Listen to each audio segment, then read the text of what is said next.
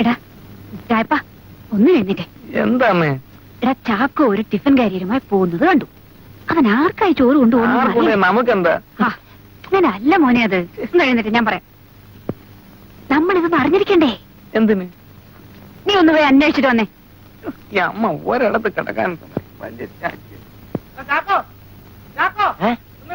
അയ്യോ അയ്യോ എന്നെ തല്ലല്ലേ, അയ്യോ അയ്യോ എന്നെ തല്ലല്ലേ, അയ്യോ അയ്യോ അയ്യോ അയ്യോ എന്നെ തല്ലല്ലേ, അയ്യോ. എടാ നിന്നെ തല്ലാനല്ലടാ വിളിച്ചത്, നീ എന്തിനാ ഓടിയത്? പിന്നാലെ ഓടുന്ന കണ്ടപ്പോ എനിക്ക് തോന്നി പഴയ വല്ല കണക്കും തീർക്കാനാണെന്ന്. നീ എങ്ങോട്ട് വന്നു? ബാങ്കില്. എന്തിന്? അത് കൊച്ചമ്മ പറഞ്ഞിട്ട്. ഈ ടിഫിൻ കയറിൽ എന്തോ ചോറ്. ആർക്ക്? ഓമനക്കുട്ടൻ സാറിന്. ഓഹോ, ഇപ്പൊ അവിടുന്ന് ചോറ് കൊണ്ടുവന്നല്ലേ? ഓമനക്കുട്ടൻ സാറിന് എന്നും ചോറ് അവിടെ നിന്നുകൊണ്ട് കൊടുക്കണമെന്ന് കൊച്ചമ്മ പറഞ്ഞിട്ടുണ്ട്. അത് ശരി, നീ ചെല്ലേ. ഓ രാജപ്പണ്ണ, കൊച്ചമ്മന് സുഖമല്ലേ? എന്റെ അന്വേഷണം എന്ന് പറഞ്ഞേക്കണേ.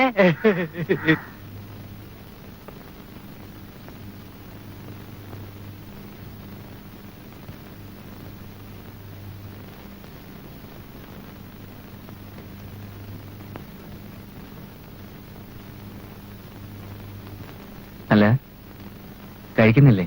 ആ കഴിക്കണം. നിങ്ങൾ ആഹാരം കഴിച്ചോ? വേണമെങ്കിൽ നമുക്ക് ഷെയർ ചെയ്യാം. വേണ്ട വേണ്ട, ഒരാള് സ്നേഹാദരവോടെ പ്രത്യേകമായി കൊടുത്തയക്കുന്ന ഭക്ഷണം ഷെയർ ചെയ്യാൻ പാടില്ല. അത് സാറിന് മാത്രമായി കൊടുത്തയച്ചാണ് ഞാൻ വേണേ കമ്പനിക്ക് കൂട്ടിരിക്കും. പറഞ്ഞു. ആ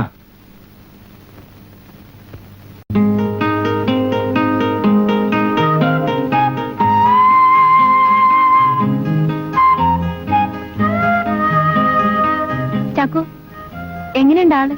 എങ്ങനെയുണ്ടെന്ന് ചോദിക്കാനുണ്ടോ കുഞ്ഞ്? ഓമന കുട്ടനല്ലേ. നിന്നോട് വല്ലതും സംസാരിച്ചു? അതെങ്ങനെയാ സംസാരിക്കുന്നത്? ബാക്കിയകത്ത് ആഹാരം വെച്ചോണ്ട് സംസാരിച്ചാൽ ഇടത്തണ്ടേ കുടുങ്ങുമെന്ന് അങ്ങേർക്ക് അറിയാമെന്ന് തോന്നുന്നു. ഇവന്റെ ഒരു നോക്ക്.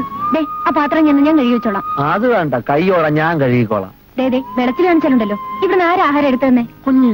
അപ്പൊ തിരിച്ചു വരുമ്പോ പാത്രം എന്നെ തന്നെ ഏൽപ്പിക്കണം. ഇങ്ങോട്ട്. ഇന്നെന്നല്ല, എന്നും. മനസ്സിലായോ?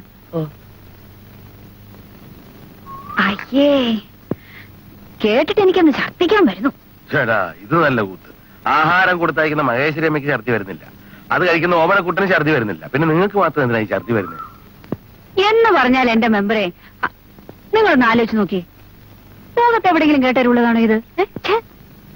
സോഷ്യലിസം എന്നൊക്കെ പറഞ്ഞാൽ ഇതാണെന്ന് ഞാൻ ഇപ്പോഴാണ് മനസ്സിലാക്കുന്നത്. തങ്കമണി കുഞ്ഞുമേ, നിങ്ങൾ കിടന്ന് ബഹളം വെച്ചിട്ട് കാര്യമില്ല. എന്തെങ്കിലും ഒരു കാര്യം മനസ്സിൽ കാണാതെ മഹേശ്വരി അമ്മ പച്ച വെള്ളം കൊടുക്കുവോ ആർക്കെങ്കിലും? അല്ല, നിങ്ങൾ ബന്ധുക്കളാണല്ലോ, അറിയാമല്ലോ. എന്ന് വെച്ചാ ഓമനക്കുട്ടന് ഇപ്പൊ അവർ ആഹാരം അങ്ങോട്ട് കൊണ്ട് കൊടുക്കും. കുറച്ച് കഴിയുമ്പോ ഓമനക്കുട്ടൻ വീട്ടിൽ വന്നിരുന്നുകൊണ്ട് തുടങ്ങും. പിന്നെ ഓമനക്കുട്ടൻ വീട്ടിൽ തന്നെ ഊണ് കഴിച്ചങ്ങ് ഉറക്കോ ആകും. എന്തോ മെമ്പറെ പറയുന്നത്? ഓമനക്കുട്ടനെ കൊണ്ട് അവരുടെ മകളെ കല്യാണം കഴിപ്പിക്കാനുള്ള ശ്രമമാണിത്. മഹേശ്വരി അമ്മ ആരാ കക്ഷിയെന്ന് അമ്മക്കറിയാൻ പാടില്ലേ? ഓഹോ, അത് ശരി.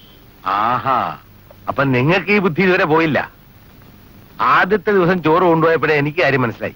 പിന്നെ ഞാനൊന്നും ഉണ്ടായിരുന്നത് എന്താന്ന് വെച്ചാല്, എനിക്ക് ആ മാനേജർ പയ്യനെ കൊണ്ട് അല്പം ലോൺ അനുവദിച്ചിരിക്കേണ്ട കാര്യമുണ്ട്.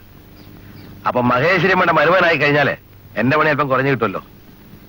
എന്നാ ഞാനങ്ങോട്ട് ഇറങ്ങട്ടെ, പഞ്ചായത്ത് കൂടുന്ന ദിവസം ഇന്ന്.